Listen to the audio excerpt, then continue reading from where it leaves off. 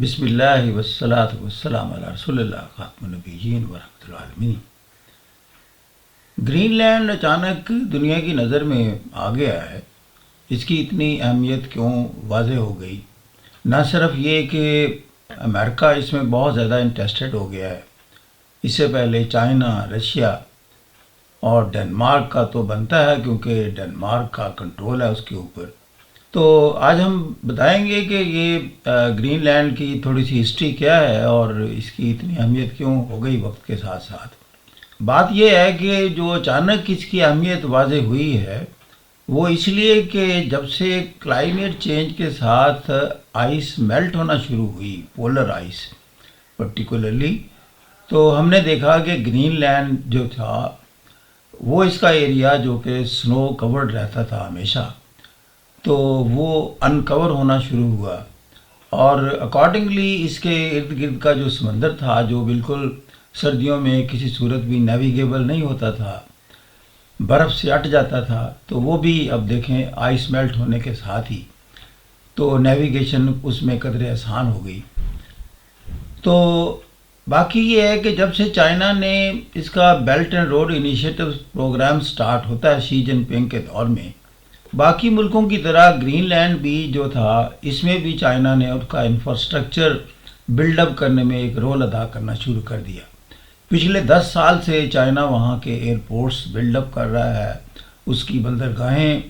اپ date کر رہا ہے، اور پھر جب یہ چیزیں تھوڑی سی آئس میلٹ ہوتی ہے تو دیکھا گیا ہے کہ دنیا کا یہاں تقریباً 13% جو ہے آئل کے ریزروز موجود ہیں، اسی طرح 30% کے قریب گیس کے ریزروز موجود ہیں۔ اس کے علاوہ جیسا کہ آپ جانتے ہیں کہ ریئر ارتھ منرلز دنیا کی ایک بہت امپورٹنٹ ایک قیمتی جو دھاتیں ہیں، اور جو اس وقت کا جو بھی سفسٹیکیٹڈ سسٹم ہے، ویپنری کے ساتھ تعلق ہو، آرٹیفیشل انٹیلیجنس سے تعلق ہو، روبوٹکس سے تعلق ہو، اس میں ریئر ارتھ منرل کا بڑا رول بڑھتا جا رہا ہے، اور یہ ریئر ارتھ منرل گرین لینڈ میں کافی مقدار میں موجود ہیں۔ نہ صرف ریئر ارتھ منرل بلکہ اس کے ساتھ ہی زنک بھی، لیڈ، یورینیم اور ڈائمنڈ جیسی جو امپورٹنٹ منرلز ہیں یہ وہاں ایگزسٹ کرتے ہیں۔ اب تھوڑا سا آپ کو بتاتے ہیں کہ اس کی ہسٹری کیا ہے گرین لینڈ کی۔ تو جب یہ کلونیل ایرا سٹارٹ ہوتا ہے دنیا میں تو اس وقت ڈنمارک نے 1721 میں اس پر قبضہ کر لیا ایز اے کالونی۔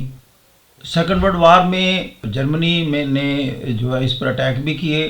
اس وقت امریکہ کی انوالومنٹ ہوئی کہ وہ اس کی کچھ جو پروٹیکشن ہے اس میں اپنا ایک رول ادا کرے، اس نے رول ادا کیا۔ پھر جب نیٹو وجود میں آیا تو ڈنمارک جو ہے وہ بھی نیٹو کا ممبر بنا، اور ساتھ ہی پھر اکارڈنگلی اتنی ہی اس کی سیفٹی سیکیورٹی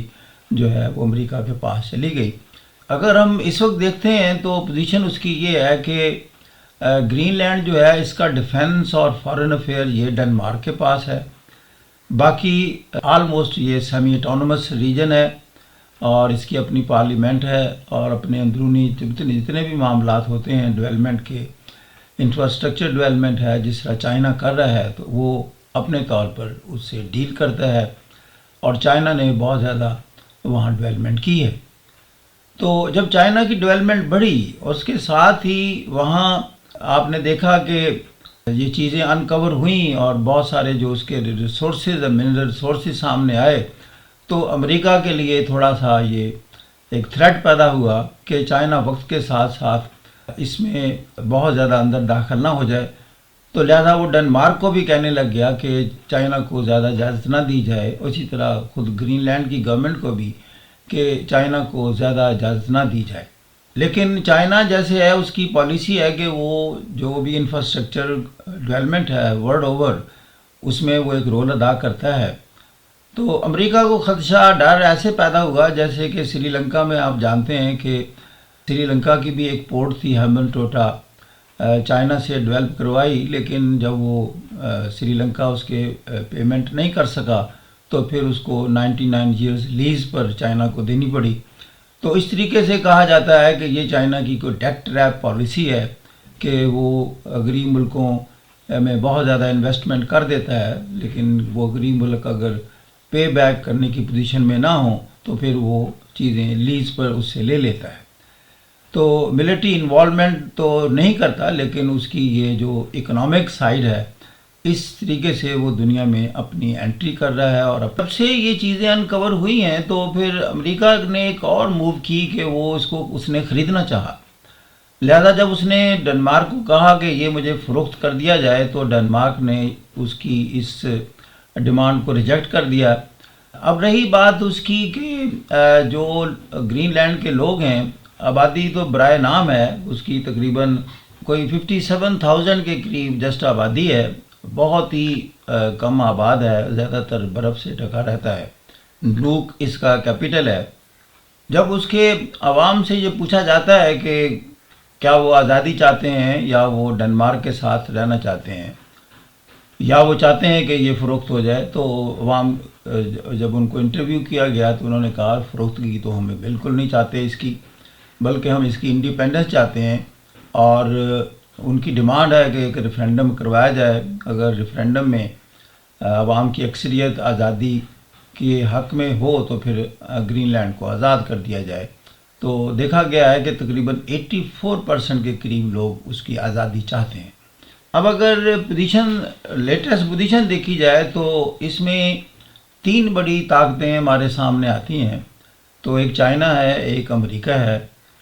اور ایک خود گرین لینڈ کے لوگ ہیں، اور چوتھا آپ کہہ لیں کہ ڈنمارک ہے۔ امریکہ وہ اس کی پروٹیکشن آفر کر رہا ہے کہ مکمل طور پر گرین لینڈ کی جو پروٹیکشن ہے ہمیں دے دی جائے۔